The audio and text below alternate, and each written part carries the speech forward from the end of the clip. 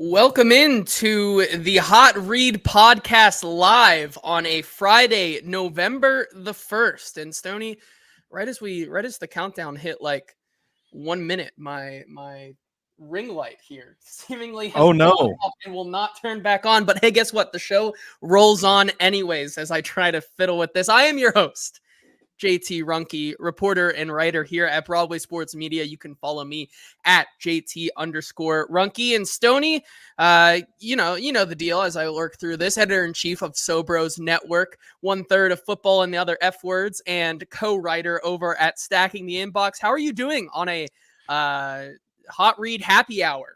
Man, it's been a crazy day. I know a few weeks ago I was recording live from my mother's house. She's actually moving and she's been in that house for as long as I've been alive, so 38 years, almost 40 years. There's a lot of junk in that house that we got to Oh, move. there we go. And so I've been out there helping her. I've been going back and forth. I've made 3 trips between her house and my house, getting all the junk that's mine out of there over here. And then also trying to maintain responsibilities at the day job, listen to all the press conferences, be up to speed for this show. And I still have a Sobros mailbag to write. I still have a film study to do for Stacking the Inbox. My hair's on fire, JT, but that's okay because that's what we love doing here at the Hot Read podcast and another Hot Read happy hour. So I'm stoked. Yes. Yeah, yes. Well, thank you for vamping there as I fix my light, and we are That's what good to I'm go good at. and roll here on a Friday. Like you said, it is the Hot Read Happy Hour once again, sponsored by our favorite sponsor to have here. Oh, and it goes out again. Oh my goodness. No. Sponsored by Sinkers Beverages and Bluegrass Beverages. If you know the 440 network, you know them well. If not, and you're new around here, happy to have you, and we will gladly introduce you to them. Thank you to Sinkers and Bluegrass Beverages for sponsoring the show here. More on them later. And one more note here on the housekeeping. If you are joining us live for what Kenneth here in the comments says, talking some toilet bowl, because spoiler alert, this is a very gross game. Like, this is maybe one of the grossest games we'll ever talk about here on the show. But if you are joining us to talk about this game either on Twitter or Facebook, do us a favor and head on over to the Broadway Sports Media or 440 Sports YouTube channels, where you can join guys like Kenneth and Eddie and Daniel and Zach and all of these lovely people over here in the comment section. Daniel saying, currently blowing the windows and doors off of every car around me, banging this intro music on my way home. It's the perfect music to get you hyped up to talk some Tennessee Titans on a Friday afternoon, in my opinion. Screw what Zach Lyons says, that it's a 5-minute counter. I need my time, especially with my lights going out. I need my time here to get ready. And so we love providing those great tunes for you here. Before we get into some Titans things, I do want to talk about something that happened yesterday. As Eddie in the comments says, we got backwards cap Stoney today. Yes, not even just hats and shirts here on the Hot Read podcast, shirts and backwards hats on the podcast. And it's today. a disgusting, dirty hat at that. But I literally like walked in the house from moving boxes back and forth and just sat down at the desk, turned the light on, fired up the MacBook, and here we are. Gotta love it. Speaking of the and as Lewis says in the comments here, I'm here too, J little T. I don't know what that exactly means, but sounds good. Me neither. Well, speaking of the thing I wanted to bring up, that's a good segue, because yesterday I was producing the Paul Kaharski podcast, in which not only did he call me a hobbit, but also the question was brought up that between myself, and former host of the show, Easton Freeze, who would win in a boxing match. And this question got so out of hand that we went into the Titans locker room after his show, when we had our media availability in the locker room, and we started throwing this question around to some of the players, and the answers we got were interesting. And I won't say their names, because obviously this is a very important discussion and they will be held anonymous, but I do have the stats. I'm coming here with the stats on who would win a boxing match between me and Easton. We had 3 players, 1 cornerback and 2 running backs, abstain. They were approached with this question and they abstained from answering, saying that me and Easton look too alike. So I guess that is one. We had a defensive tackle just right out of the gate point to me and say I had the grit here, and so that's 1 point to me. And then after Easton began to lose this battle, he started trying to plead his case to another defensive tackle, in which he then got maybe a pity vote from him. But Stoney, do you have a take on this? This has been a big thing around the Titans media world in the past 24 hours. See, here's the thing, JT. I like the way Easton's built for a boxing match. I think he's got the shoulders for it. And I think, he's kind of built like he could get in a fight. He could get in a scrap. I don't know if he can, but I'm saying he's physically built like it. I'm with the anonymous player that said, you've got the grit for it. Like, I don't think people realize you strike me as like, you're going to go down into the sewers. If this thing devolves into a knife fight in a mud pit, I'm going JT. The thing that I think people are underrating here is Easton's unwillingness to back away from a fight. And you see it on his shows. You see it when he like really believes he's right about something. He just will not stop. And he does believe he's right about a lot of things too. Yeah. So, and it's a lot of the time. So funny when like we're sitting at Memo's Mexican Kitchen and Zach Lyons is the exact same way. And when they both think they're right about something and you and I are sitting at the table just listening to it back and forth, I think he's got that unwillingness to quit in him. So if he decides I'm not going to lose this boxing match, I think that's the thing that we're discounting here, is that Easton is pretty steadfast in his ways.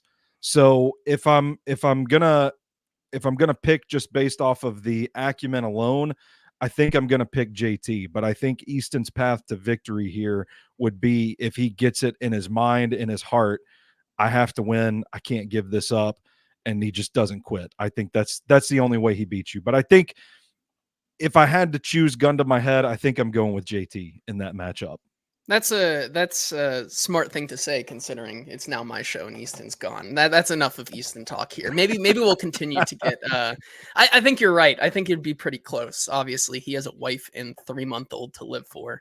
That's true. I do not have a wife. I don't know. That might make you more dangerous. Maybe. I don't know. But maybe we'll have to continue to get this week by week with more players and see if we can get a good sample size here. Jason says, my take, it would quickly devolve into 2 guys throwing haymakers for 15 seconds until they're both gassed.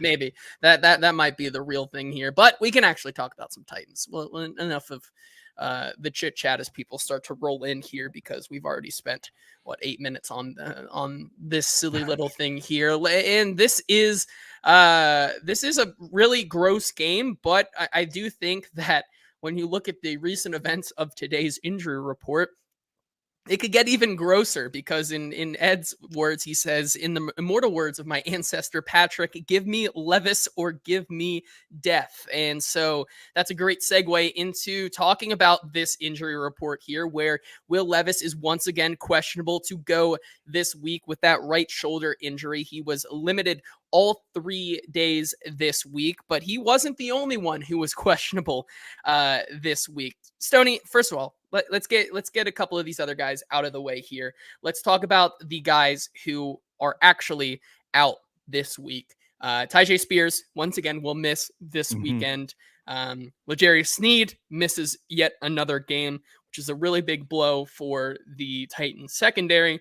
And then, of course, Andrew Rupcich, who we found out earlier this week is pretty much done for the season, as I believe it was a hamstring or some kind of lower body injury, I think. Tricep. It's a tricep injury. I could just read the paper and it would give me the answer. But he is done and most likely out for the rest of the season here. And then you get to the 7 questionable Titans players this weekend, and it's not like they're just some bottom of the barrel, bottom feeder roster guys. These are some big deals here. Talking about the guys who are questionable and did not practice whatsoever this week, at least on Friday. Trey Avery, T'Vondre Sweat, Tyler Boyd, and Tony Pollard. Oh Big time boy. guys. You look at the Oh guys like man. Tony Pollard and Tyler Boyd, who did not practice at all this week with a foot and shoulder injury, respectively. And that's, I guess, where we can start with this game and how it gets even grosser. You know, obviously the quarterback situation we'll discuss in length here, but Stoney, I don't know how to feel if we get to Sunday and the Titans are going to be rolling out Julius Chestnut and Joshua Kelly as their only available running backs. Maybe even a Jabari Small elevation. Yeah, man, I think I would kind of hope for the Jabari Small elevation, because it feels like there's just no spark in that remaining running back group. It's a bunch of like tough runners that aren't particularly elusive. And that's the dynamic that you lose with Tony Pollard and Tyjae Spears both being out for this. Pollard is also in my opinion, their best player on offense right now. So that would be a massive blow if he weren't able to go. But even if he is able to go, it sounds like the foot injury might be keeping him from 100%. And I'm going to go out on a limb here, JT, and say a foot injury for a running back, probably not ideal, probably not something that's easy to work through. So I think it could be, when you think about this particular matchup and how their path to beating the Patriots looks, I think it's a heavy dose of the run game. And if you don't have your top two backs, I think it greatly hinders your ability to run the ball effectively, to go out there and just run your offense the way that you want to. So I think this could be probably the most crucial injury report issue to watch is Tony Pollard and whether he's in or out in that game, because I think he's absolutely critical to them beating the Patriots. Yeah, I mean, you talk about regardless of who the quarterback is. Spoiler, Yeah. that is not set in stone for the Titans this week. It could be Mason Rudolph. It could be Will Levis. But either way, the one constant in this offense has been the ability to rely on Tony Pollard and the run offense here for the Titans. And if you don't have Tony Pollard, you really don't got anything, because really, if you go into this game, Yeah. if you go into this game with Tyler Boyd and Tony Pollard out, your top skill position players would be what you would have to say Calvin Ridley, NWI, and Shigakonkwo, probably Josh Wiley. I mean, Those are the four guys you have to rely on. listen, maybe we get a little more Jaquan Jackson in the backfield. I know they tried the end around to him last week, but I mean, hell, just to get some kind of spark, some kind of lightning rod in the backfield, maybe they get a little creative there and we get more Jaquan Jackson or Calvin Ridley out of the backfield. They're going to have to do something creatively to kind of get that running game sparked. Yeah, and then you also talk about, as Zach Riley points out here in the chat, NWI Legacy game may be loading for the former UDFA like here. Couple Throw other them injuries. corner fades, baby. Yeah, a couple other injuries that, because we're still not done with it here. Amani Hooker is also questionable, but was a limited participation on Friday's practice. And then, of course, the New England Patriots also have, let me see, how many is this? 8 guys who are questionable. Mostly a lot of rotational players, but the biggest one, just like the Titans quarterback, controversy conundrum, who will actually get the start. The Patriots also have one of their own, in which Drake May, after suffering a concussion last week, is questionable to play in this game. The Titans also don't know who they will be facing in Jacoby Brissett and Drake May. So let's discuss these quarterback questions going into this game that I think Stokely here in the comments describes perfectly. He calls it a Dutch oven bowl Sunday. Just shut the windows, crank the heat up, and let that stank marinate. I think that's a perfect way to describe it. But I think the biggest question out of all of these is, will Levis return this weekend? And I think that's the biggest one. You kind of you see what this team has really talked about this week, emphasizing a couple different ways that they've changed their approach to getting Will Levis back. And it is to get him back, because I think as much as we want to talk about the people who think this may have been a quiet benching, this is a real injury related thing that I think now after 2 weeks of Mason Rudolph, you get the idea that there never was a better option. So Will Levis must be the quarterback when he is healthy, and he will be. But he does, start to have a little bit more patient this week, and it becomes more of a question than an answer that we know earlier in the week. And so here's what Will Levis had to say about his shoulder injury and how he's been, progressing through the week. I feel good. It's been a long process, but we'll see for Sunday.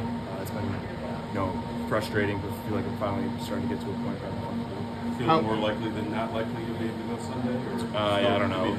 To be determined. We'll see. Yeah. I know the big thing was throwing in back-to-back days. You got to do that. How has that been for you? Yeah, good. That's part of the process, is dealing with the recovery and the fatigue and that. So it's good to get out there and throw it around a little bit today. Right.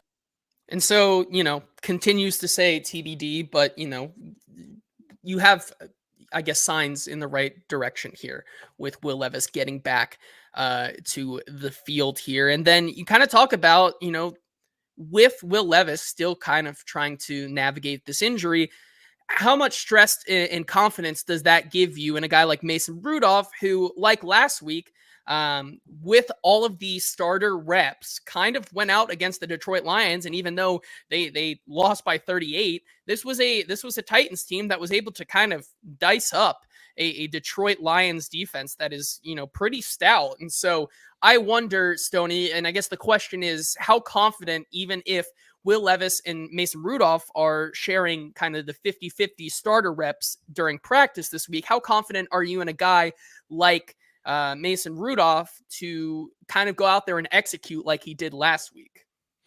Yeah, I think it should be an easier matchup against a worse defensive front than they faced last week. So I would think what we're seeing with Mason Rudolph, to me, is kind of acclimating to meaningful in-game action. I think he's gotten better the longer he's been out there. You got to cut back on the turnovers. Obviously, the interceptions are unforgivable. I get it. No issue with that. But for the most part, with a larger sample size, it seems like the more recent efforts have been better. So I do think he's at a point where it feels like he's kind of operating the offense a little bit better than Levis. So if that is ultimately the choice, I think he probably does still give the Titans the better chance to actually win the game, because he's not necessarily coming in cold. Yeah, I definitely agree with you here. And the one other thing I wanted to talk about with the quarterback position here, and I think this is an interesting conversation that Ed Henry here in the comments nails right on the head. He goes, looking back, isn't it obvious that Levis lied to the staff about his shoulder, or they knew and tailored the game plan around it?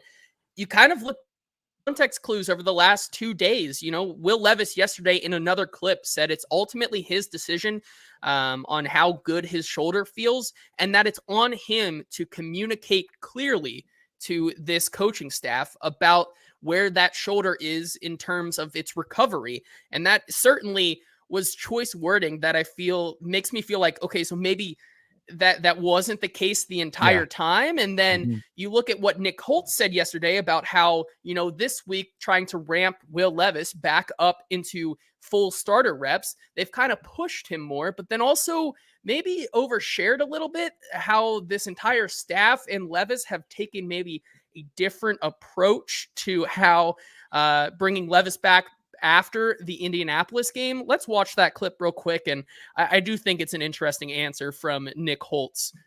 Him more, I would say, and we are all doing a better job, medical, coaching, general manager, Rand, everybody, of really making sure we're all on the same page. We're all talking about it. I think, hindsight's 20/20. I think we wish we would have pushed him harder, talked to him more, and that's kind of what it is. But now I think we're all very much on the same page of what we're looking for, what we need to feel, how he needs to feel, and Will sees that too. So I think we're all on the same page. Hindsight is 2020, and I wish we would have maybe talked to him more. Is certainly seems like it's a staff who took Levis at his word, Levis being one of the ultimate competitors. And maybe Will Levis wasn't exactly as truthful, which, to be fair, I think, as much as people don't want to hear it, maybe gives an excuse and an explanation as to why he didn't look good in that game. But ultimately, it comes back on you when you're not healthy. You're making those dumb throws. You say in the post game that you're not 100%, but you're healthy enough to win, and you're throwing interceptions that actively not make you win the game for your team. It's, I think that's where you start to really get into trouble there. And so it sounds like this staff, from the things we've heard and the context clues that you can put together, it's kind of taken that decision maybe a little bit out of his hands here. And so I think that is for the better. However, still, I do think there's maybe a 50-50 shot between Mason Rudolph and Will Levis. It's still yet unknown. Stoney, if it were to be Will Levis this week, how does your kind of let's say your opinion of how the Titans can execute against this Patriots team change? Well, I think by and large, it's an execution issue. It is like seeing him go out there and actually execute the offense, because we haven't seen a whole lot of that to this point. And to me, I think that's where we can get into potentially some of the positives of him sitting. I think the optimistic view is that being on the sideline, watching the offense run, watching Mason Rudolph, don't throw your tomatoes at me, efficiently operate the offense. I think he did. I know it wasn't great specifically in the second half, but I think seeing those things you hope maybe some of those things start to sink in with Will Levis, and he comes out and he starts to execute the offense a little bit better. We just can't keep seeing the same mistakes over and over. The locking in on the first read, the hero ball interceptions, the dumb mistakes that are just plainly and squarely his fault. These are things we have to start seeing him grow from. And that's what, I think. I don't necessarily think for the passing game, this is the matchup everybody thinks it's going to be. I know the Patriots have a poor record. They're a team you can run the ball on, but their secondary is still pretty damn good. They're going to force a lot of tight window throws, which is something we haven't necessarily seen Levis execute upon this season as well. So I don't know that I'm buying this as an easy matchup for specifically the passing game to get going. And then you've got a guy that's coming in a little bit cold after missing a few weeks, and he's been struggling with this sort of matchup in the past anyway. I don't know, JT. I might be thinking about leaning Mason Rudolph in this situation to begin with, just to give Levis another week to really get back to 100%. I think to Ed's question, lying has such a negative connotation to it, and it's such a strong word. I would say maybe he was trying to puff his chest out a little bit, trying to be the big tough football player and work through these injuries, and maybe the coaching staff, like you said, just took him at his word for it. And maybe they've grown from that, and maybe they're doing things differently, but I don't know. This matchup looks easy on paper, but I personally, my opinion, I think getting the win here in this spot is a more important objective, because you're not getting a full evaluation on Levis anyway in this game if he's not 100%. So if that's the case, just go try to win the game and put Mason Rudolph in there, because I think he probably does give the Titans a better chance to win this game. Did that even answer your question? I don't even remember what your question was at this point. I've been talking so long. No, I very much echo the sentiments of what you said right there, because I think I kind of agree with you.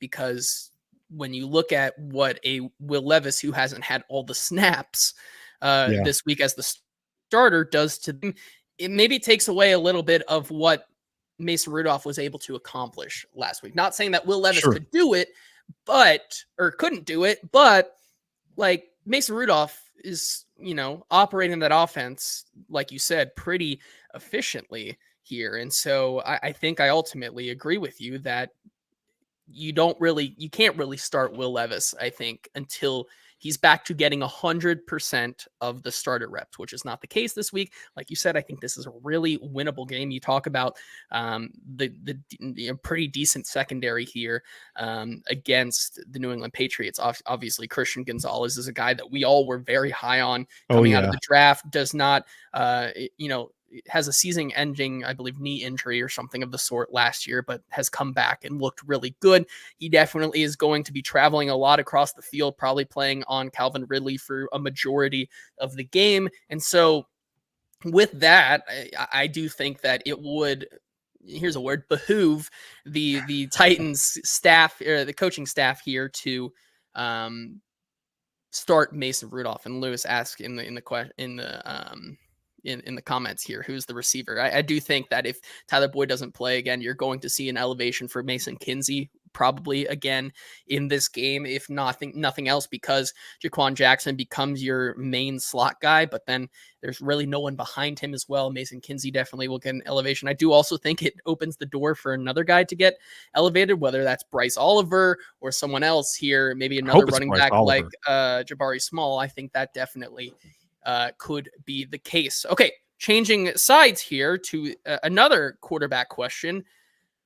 What should fans be? Who should fans want this Titans defense to face? And it's either going to be Jacoby Brissett or Drake May this week. Stoney, I would love to hear your answer.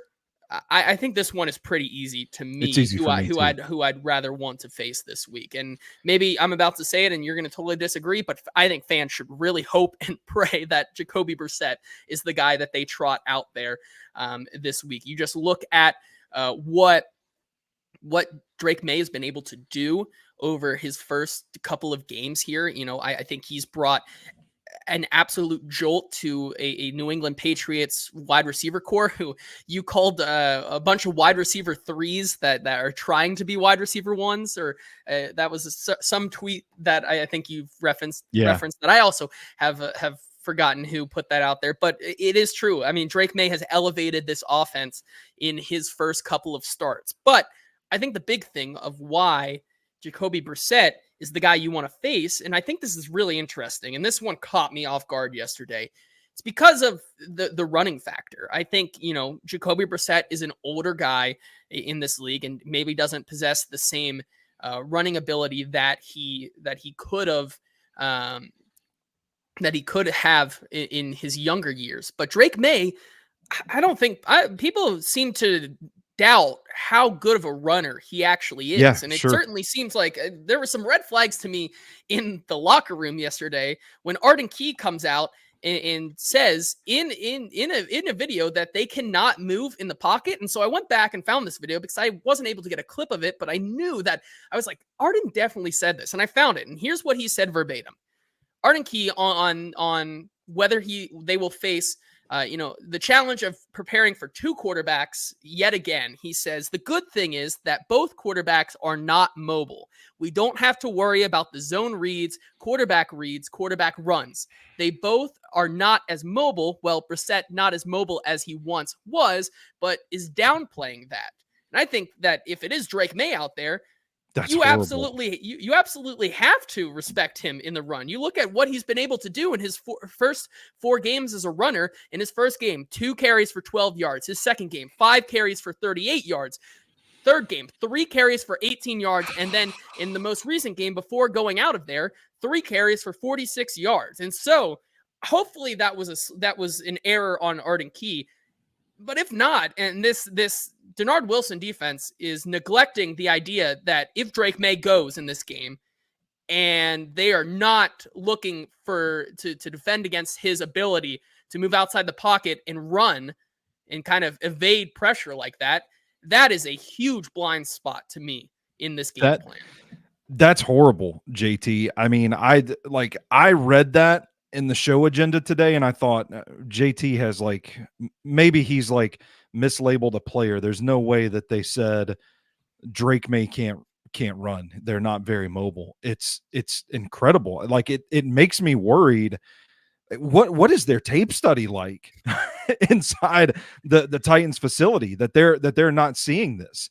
Because Drake May, like last week against the New York Jets, several plays that Drake May just tucked the ball and ran and moved the chains. And it's not even anything that you have to like key in on the all 22 to see. You can rewatch the game broadcast and you can see Drake May making plays with his legs. And it's not just tucking the ball and running, but extending the play, but keeping his eyes downfield.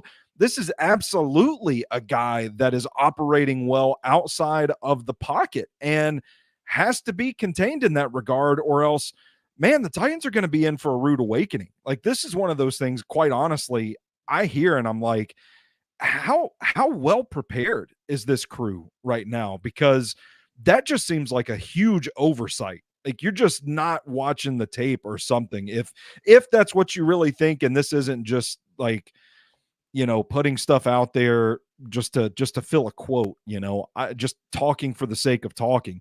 Even Jacoby Brissett, no, he's not the most mobile guy. He's not the fastest or the quickest, but he's a pretty shifty runner still at this age. He's really big, really tough to bring down as a runner.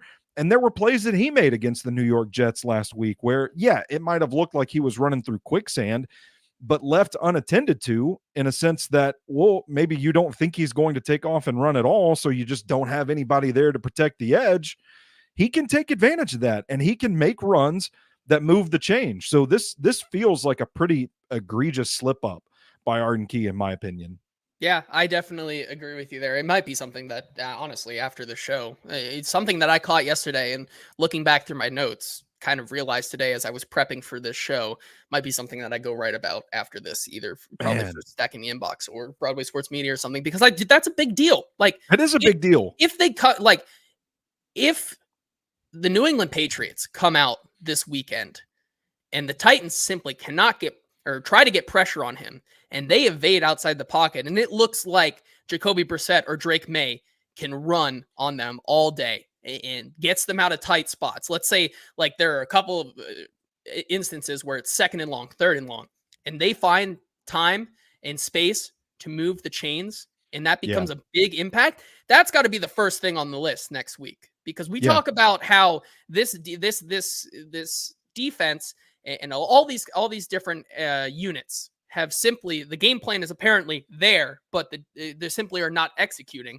That feels to me like, okay, maybe it isn't just the players not executing, but that the game plan and the scheme is simply, in what you're doing to prepare for these guys, just simply is not going to get it done. And so it's one of the biggest things to watch this weekend in this game, is that whoever it is, the defense has to put more attention on being able to stop the quarterback running. All right. If either of these quarterbacks make several plays running the ball on Sunday, and it's a situation where it catches the defense off guard, I think that would raise, within the context of this quote that we're discussing, I think it would raise serious questions about the coaching. Yeah, I do think so as well. And that's a perfect segue into talking about another coach on this staff who had a very interesting press conference yesterday in light of recent events, and those events being giving up almost 300 return yards on special teams. We had our first opportunity finally to talk to Colt Anderson after what was, as he called, and rightfully so, called an unacceptable performance and display from Colt Anderson. And so I'm going to share 2 clips here, and then we can kind of get into a discussion about what he said, and just kind of talking about where do they go from here. Here's what Colt Anderson had to say. 2 questions, I guess, clips here. The first one is just kind of talking about, what happened and the struggles of this group right now and where to really put the blame. And then the second question here, I asked a follow-up question after, I'm sure if you're listening to this show, you've listened to a lot of other shows where they've talked about Colt saying that it's never been an effort issue for this group, and then calling the Lions game a matter of effort on the special teams unit. That's been beaten into the ground now. But I asked Colt Anderson that this is between the block punts, and we've been seeing shades of other special teams units being able to return on this team in the past couple weeks, and it kind of gets to a boiling point like it did on Sunday. It seems like players have been saying, yes, everything we're doing in practice, like we should be able to execute better, but we don't. And so I asked Colt Anderson, what could be the disconnect here? Here are those two clips. I mean, I'm in charge of this unit. Special teams is what I got hired to do, is coaching. And so, you know, I'm passionate about it. I feel strong with my ability to coach special teams. And, you know, we need the players to you know, go out and, you know, do what they're supposed to do.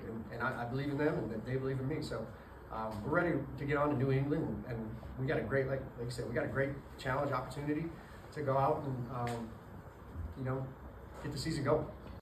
And so he says that, right? And I believe that in that answer, he says they know what to do. We just have to go out there and do it.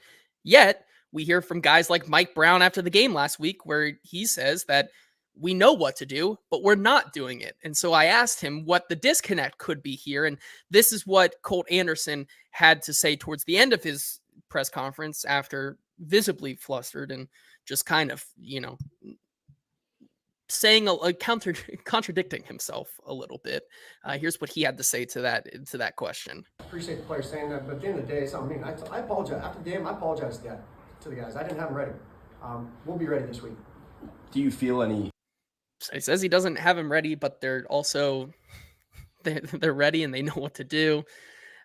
It's certainly, we talked about last week how it may not be the right decision to, you know, fire Anderson for a jolt on a 1-6 team.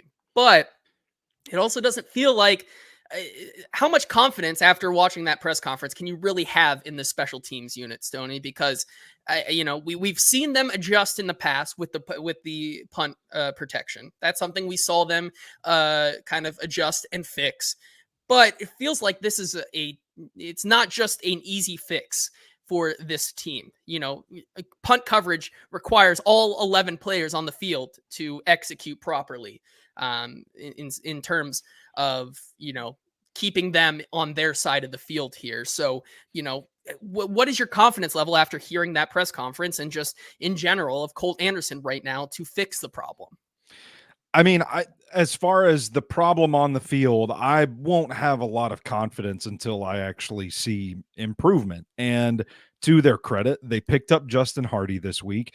We've heard there's going to be personnel changes on special teams, like they're rotating guys, and they're searching for the right guys that can finally do what they're told. And I don't think Colt Anderson or Brian Callahan are going to come right out and say it, but I think they feel like that's the issue. Now, I will defend Colt Anderson a little bit in saying this does not look like a guy that is used to being in front of the camera, being in front of a microphone, not a lot of experience in a media room, younger coach.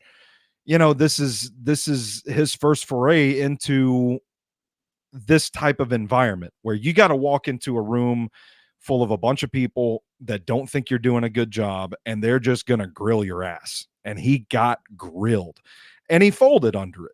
I'm not saying that was a particularly strong press conference performance, but I also think it's a little disingenuous of people to just take this quote about effort and like not even try to remotely glean that this could be a guy that's just kind of nervous, that doesn't quite know what he can and can't say. I took it to mean, hey, effort hasn't been a problem before, but this season, but effort was a problem in this game. That to me, like, I wasn't one of the people that were sitting there saying, oh yes, he literally contradicted himself. Oh my gosh, is it effort or is it not effort? I kind of understood what he was trying to say. It's like it hasn't been a problem with us, but it was a problem in this game. So something's going wrong there. I think it was coach speak for him to go out there and say, oh, well, that's nice of Mike Brown to say we're not doing what we're told, but it's on me. I'm the coach. I'm the one in charge of the unit. Like it's coach speak, guys.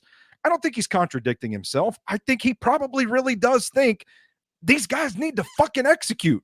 These guys need to do what they're told, but he can't say that over and over. The issue that I have with Colt Anderson is that you're talking about effort to begin with in front of the entire press corps. And they're going to go and they're going to run with these quotes about something that to me seems like a pretty egregious breach of the locker room trust. Like if you have questions about effort for this team, man, these are prideful guys we're talking about, dudes that put their bodies on the line for this sport. And you just went out there to the entire press and you said effort wasn't good in this game. To me, JT, that's something that you say behind closed doors. You don't say to the public. You just go out there, you bite the bullet, you take your lumps, you talk about what a shitty coach you are, how you're failing, you're not getting it right, and we're working on ways to fix it. The performance we got in that press conference was not strong. It did not radiate strength. And I think that's the problem, but I'm still willing to give him somewhat of a pass because I do think a lot of the media has been twisting his words a little bit to fit a narrative that, I mean, quite frankly, gets clicks because people are mad right now and they're reacting to the mad stuff. And I'm willing to give Colt Anderson a break on that stuff. I'm not willing to give him a break on the fact that the special teams has been consistently poor no matter what personnel they've put out there. And I am critical of him going out into a press conference. And to be honest, maybe he didn't mean to. Maybe it was just a situation where he didn't really know what to say, so he just said what was on his mind. And he hasn't developed that sense of when to kind of finagle the fine line of the message with the media to answer questions without throwing your own guys under the bus. I would be critical of those two things, but I just don't see it as bad as everyone else seems to at this point. And I think these dudes, it's in the back of my head about Nick Holtz too, watching some of these press conferences where I'm like, okay, if he's communicating in the meeting rooms the way he's communicating in these press conferences, brother, we got trouble.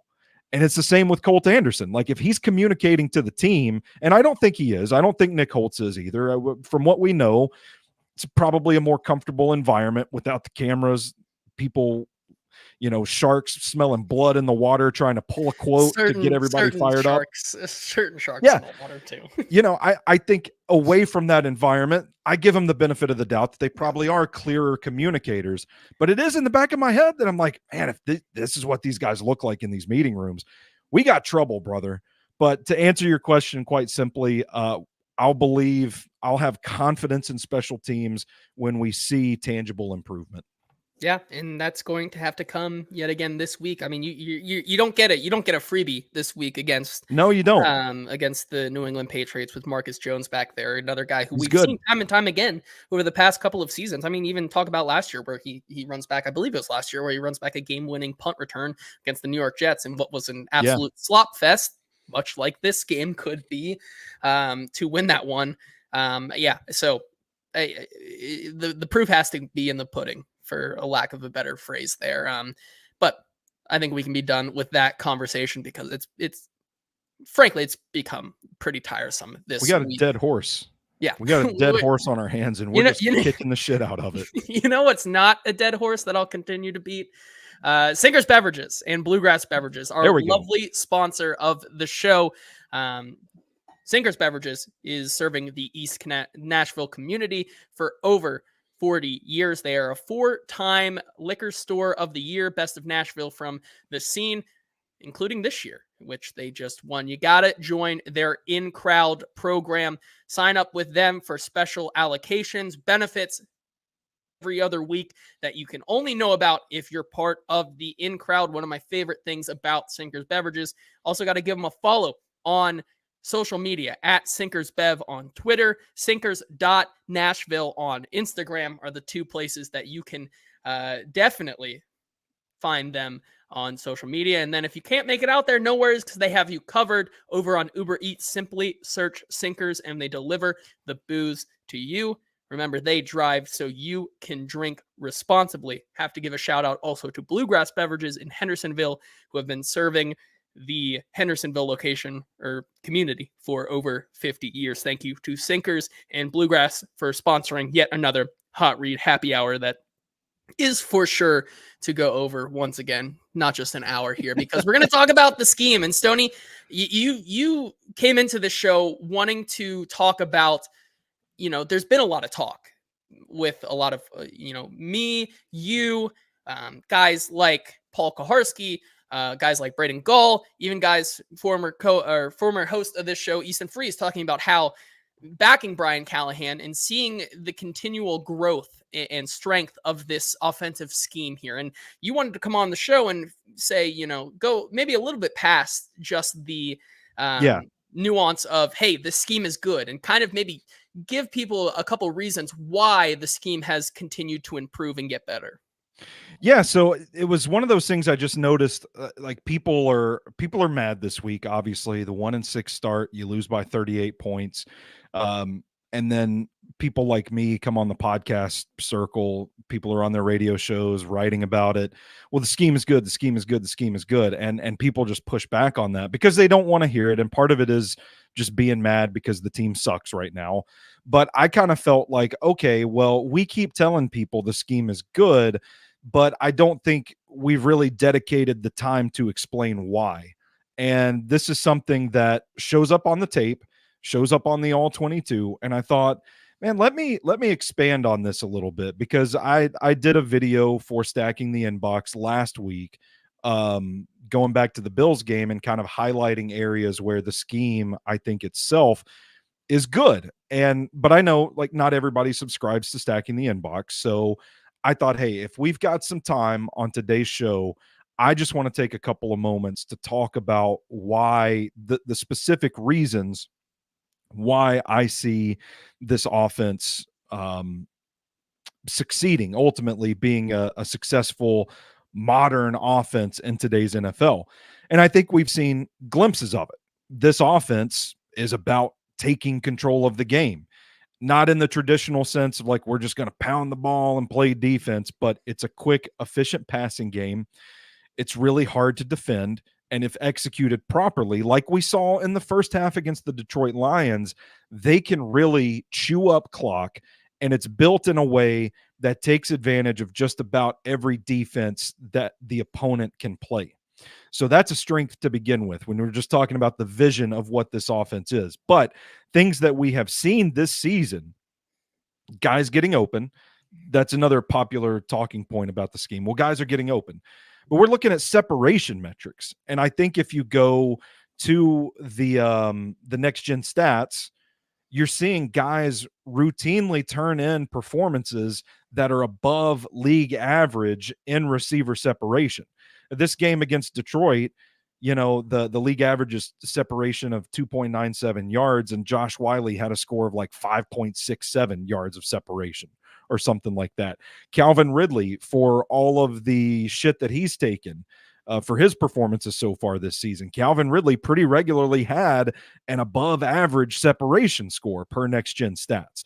And you see it on the tape. You see guys getting open. There's a play that I clipped. It's either on Twitter, it's on Stacking the Inbox somewhere, where Calvin Ridley just effortlessly releases, takes 2 steps, and he buys himself 2 yards of separation on a crossing route, and he's just never even looked at as a part of the progression. So that's a problem. But the separation is there from the receivers. I really like the route concepts in this offense. It is designed to cause conflict in defenders. So you're sending 2 guys to one zone, so to speak. One breaks, one keeps running deep. That puts the safety over the top in conflict, because who is he going to cover? He's got to cover one of them. And there's a situation where if he makes the wrong read, the other receiver is wide open. And I'm trying to explain this in as simple terms as possible without getting into dagger concepts and the versus the cover 2 and all that stuff. Like people don't like that stuff, but I'm trying to simplify it.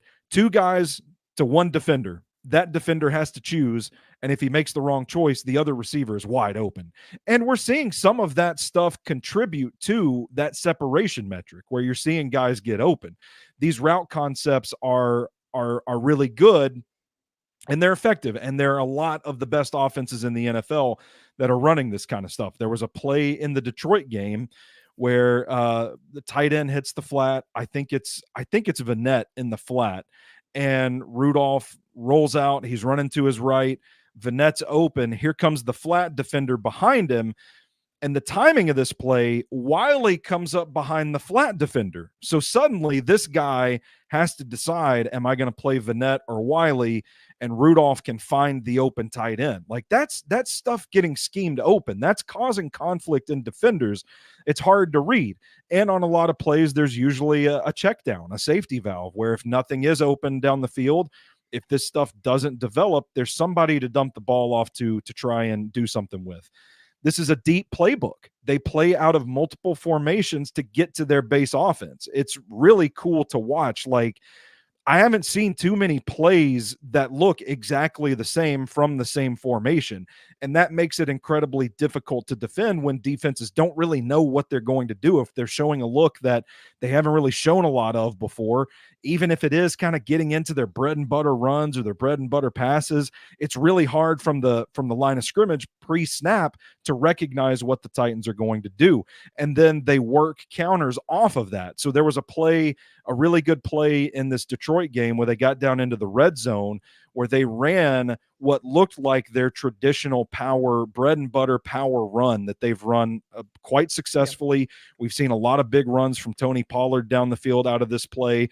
They pull Dylan Radins. He comes across the formation. He smashes the end block.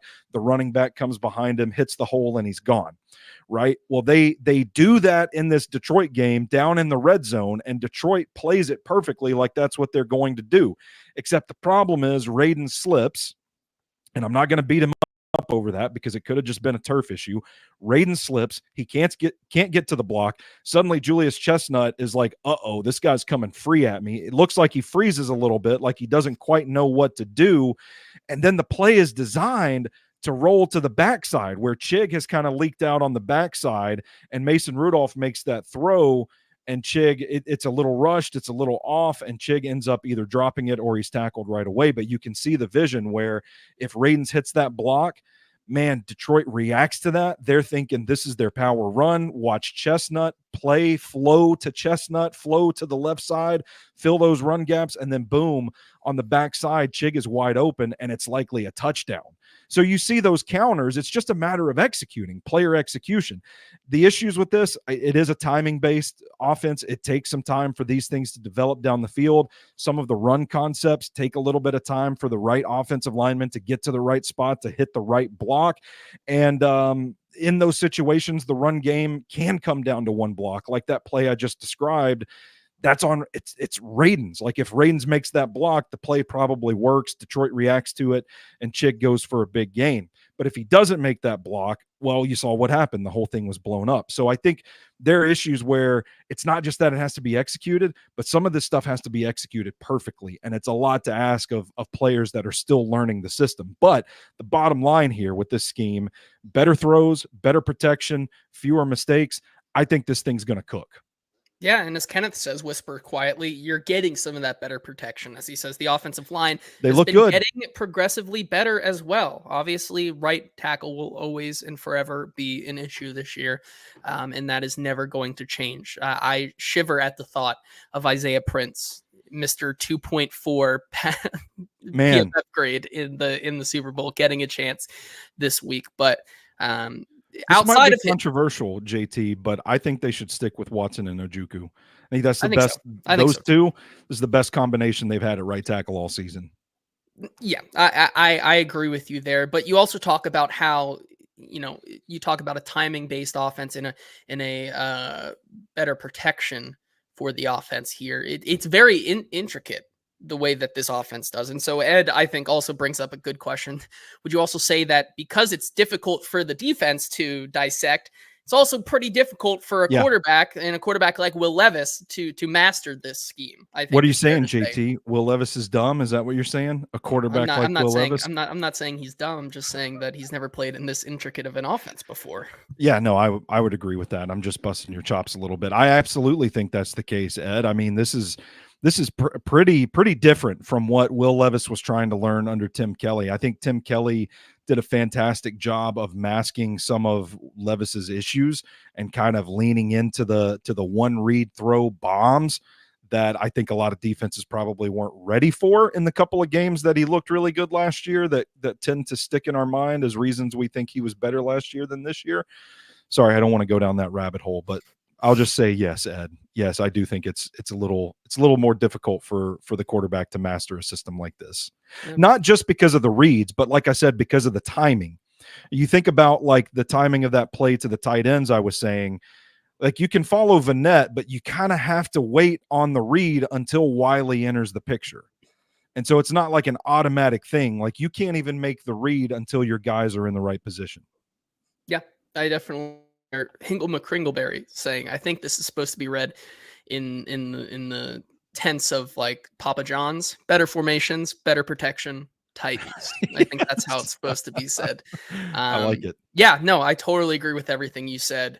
And I think that is the perfect way to talk about how, and end off this discussion about the Titans and more so what they're going up against in the New England Patriots, that I think if you continue to see this scheme progress, now it's going to be tough because it seems like everybody and their mother is going to be out for this game. And so how much can you really execute of your actual scheme if you're missing all the big pieces? I think that's tough, but I do think I like where this offense is going for sure. All right, Stoney. That's going to do it for our Titans talk as we move on to our one of my still favorite segments on this show, even though I'm awful at it. I sucked last week. I don't think I even got one right at all. I think you went 1-4 last week. 1-4? I think you went 1-4. I finally had a winning week. I went 3-2. That is progress. Just like Will Levis's baby steps of progress from making boneheaded plays to not playing, I guess, because he's injured. I too am making progress here now, going 3-2 last week in our best bets. And so without further ado, let's jump into the week 9 best bets. My first pick this week is one that I locked in, funny enough, on the Paul Kaharski podcast yesterday, which, by the way, you should go listen to another podcast here on the 440 network. Got to support our fellow brethren here on the network. I'm taking Green Bay plus 3.5. Now this has gone down to 2.5. If you can get it at a flat 3 or higher, regardless of the quarterback, I would take it.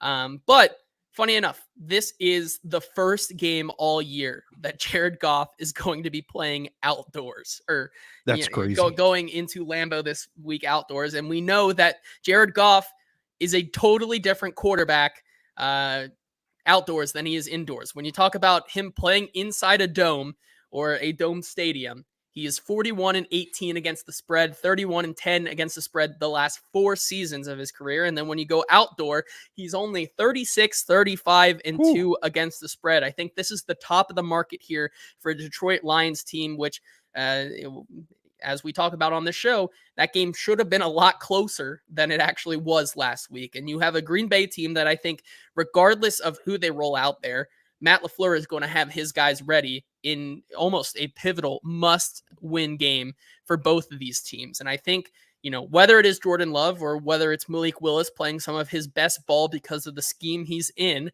I do think that you got to back the home under Green Bay Packers. And so with that, I will be taking them, riding with them to pull off the upset and get a statement win against the Detroit Lions. I'm going to stick with that game for my first pick, and I'm going to take the over. That point total is set at 47.5. I like these two offenses right now. I think the defenses have shown that they can be scored upon a little bit here.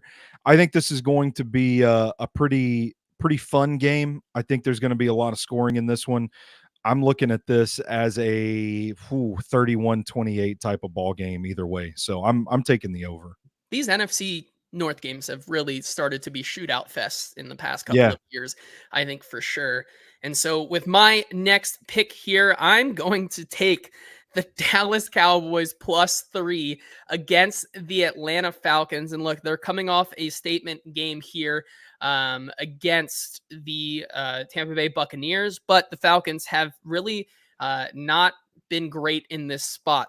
Just 4-11 against the spread in their last 15 games after a straight up win. I think this comes down to that it's kind of desperation time for a Dallas Cowboys team that needs to get their season back on track. And I think they have a good matchup this week against a Falcons defense that has gotten better, but still just has not been able to get pressure on the quarterback. You look through 8 games, Matthew Judon and Grady Jarrett both only have a sack and a half each. And I mean, you look at Atlanta and what they've been able to do over the last, 8 years. They haven't had a player with over 10 or more sacks since 2016 when Vic Beasley, Titans legend, had his Cinderella insane season. And so with that being said, I do think that even if Micah Parsons isn't out there, I think you get some of those guys back. You're able to get pressure on Kirk Cousins. You're getting Deron Bland back. That secondary is a lot better than people think it is. And so I think Dak is going to have a lot of time in the pocket and is able to, at least go out there and compete with this team, and taking them as the 3 here. I think this is a close game. I think this is a field goal game. And so I'm going to take Dallas to get back on track and go into Atlanta at +3. I have to have a sicko bet in every column that we do. Well, I guess this isn't a column, it's a podcast segment, but in every segment that we do, I've got to have a sicko bet. And I tend to rotate between this year's sicko teams, the Denver Broncos, the Pittsburgh Steelers. And this week, I'm going to go with the Tampa Bay Buccaneers +9.5 on the road at Kansas City. I know Kansas City's undefeated, but man, 9.5 is an awfully, awfully big spread for a Tampa Bay team that has played some pretty good football this season. I think this is a tough, scrappy team that doesn't go away. And I don't think that the Kansas City Chiefs are going to go in there and just blow this team out of the water. They have some issues of their own. They haven't quite looked as dynamic as we've expected the Chiefs to look. I think this is a spot where Tampa Bay keeps this one close for a little bit. Kansas City pulls away, and then we might get a little Baker magic, some backdoor cover action from the Tampa Bay Buccaneers here. Yeah, I like that. I mean, it's almost a system play over Patrick Mahomes as a favorite of more than a field goal. You have to bet him there. All right, with my next pick here, I'm riding with the Jameis Winston Cleveland Browns here +1.5 at home against the Los Angeles Chargers. I mean, as an underdog, Winston is 27-23-3 against the spread, including 5-1-1 against the spread in his last 7 starts in that spot. This has been a rejuvenation here since, Kevin Stefanski has given play calling duties away. Jameis has brought competent quarterback play. Who knew that you just needed competent quarterback play for this offense to come alive? Cedric Tillman, a guy that I was really high on coming out in the draft, actually good player. You come to find out that they draft good players because they're actually good and not just because your quarterback is terrible. But also this defense, the Cleveland defense, is still a legit force to be reckoned with. And you have a Chargers team that, really doesn't have a lot of pass attack options. Ladd McConkey has looked really good, but outside of that, it's been fluky for sure. And so this is a tough team to run on, and that's what the Chargers are predicated on. I don't think they're going to be able to do it very well. I'm looking for Cleveland to get the win at home as home dogs +1.5 this week. Yeah, I'm backing Cleveland as well. And as a quick aside to everybody that says, well, it's not just the quarterback about the Titans, because I've been saying like they need a quarterback, they need a right tackle, and they need some edge rushers. Look at the Cleveland Browns as to the impact the quarterback can have, and to go from abysmal liability level quarterback play to just competent, decent, stable floor quarterback play. Look at the results. And that's all I'll say about that. I'm going to go with the scrappy Colts here, 5.5-point underdogs at Minnesota. I think some of the cracks in the armor are starting to show for this Minnesota Vikings team. The Colts going with Joe Flacco. I do think Joe Flacco gives this team the better chance to win games. Precision passing is something that Colts offense needs, that they were lacking with Anthony Richardson. I think you usually see a spark when you go with a coaching change or a quarterback change. And I'm gonna back the Colts in this spot, 5.5-point underdogs. I don't know that they win this one, but I think they can keep it within a field goal.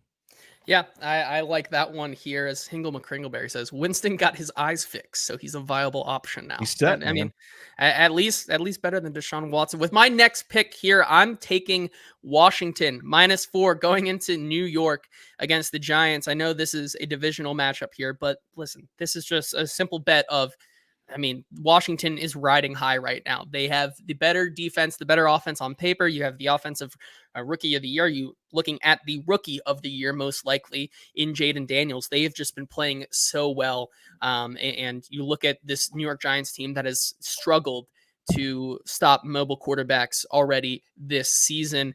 I really like the Commanders in this spot to really make a statement win as they continue to try to win this division. Daniel Jones, just simply is not it right now for this team. And I think they're really struggling. You have some bright spots like Malik Neighbors and Tyrone Tracy, but really nothing else to show of it. This is another lost season, I think, for the Giants. And so I think Washington stands to go into the Meadowlands this week and really make a statement. So I'm going to take Washington -4. Tell you what, JT, if you were a subscriber to Stacking the Inbox, you would have known about Tyrone Tracy back in April because he was on my hidden gems list back when we did the draft guide. I like that pick, though. I'm with you on that. I'll keep this next one simple for the sake of time because we are way over. Bills -5.5 hosting the Miami Dolphins. The Dolphins stink, and I think the Bills are a Super Bowl contender. Yeah, I no doubt about that one either. That's another pick I probably will be riding with you. -5.5 at home. Got to do it. They've always continued to be really, really good against Tua and the Dolphins. All right, with my last pick here in the best bets this week, I'm just going to take the Bengals at home -7. Man, I mean that is a tough loss last week, and as Kenneth I think said earlier here, he said, my bets are a dead horse because I keep betting on Saquon and losing. I need to stop beating the dead horse that is backing anyone against Saquon. But this week, look, Antonio Pierce straight out said that this is a Raiders team with offensive identity whatsoever on their team. And this is a very pissed off Cleveland or Cincinnati team that really needs this win. I think they make a statement this week. I think, you look at the team like the Raiders, in 3 of their 8 games so far this year, they have really been blown out so far and are one of the only teams in the last 20 years to kind of let the game get out of hand, going down by 17 or more points in 3 of those games of 8 games so far this year. This is a game where I think even without T. Higgins, this Bengals team has to get a little bit of a spark and come to life. And so I'm going to back Cincinnati at -7.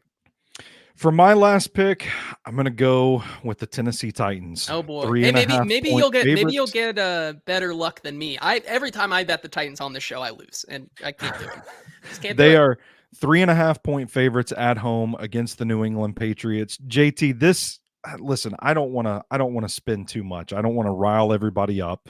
People have been mad at me all week anyway for selling positivity because I think the scheme's good and all that. How dare you?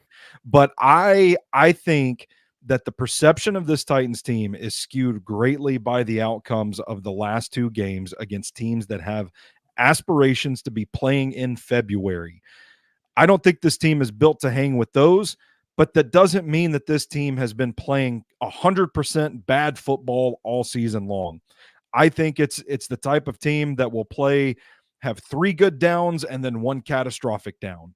But I think there's plenty of good football to glean from the losing efforts. And I think when you look at this locker room, I don't get the sense that they're turning on Brian Callahan. I don't get the sense that they're not playing hard, that they're divided. I still think this is a unified bunch that is capable of beating a team like the New England Patriots and beating them soundly. If they execute, which has been a huge question mark, this shouldn't just be a comfortable win for the Titans. This should be a bloodletting. This should be they should bowl the New England Patriots over because they are stifled on offense. They have no weapons. Their offensive line sucks. It's not getting better. Gerard Mayo's in press conferences calling the team soft, and if you watch this defensive front, I absolutely see why. They're kind of slow to fill in run gaps. They don't flow well. The back end is great. The secondary is good, and they can run the ball, and that's about all that's nice that I can say about the New England Patriots.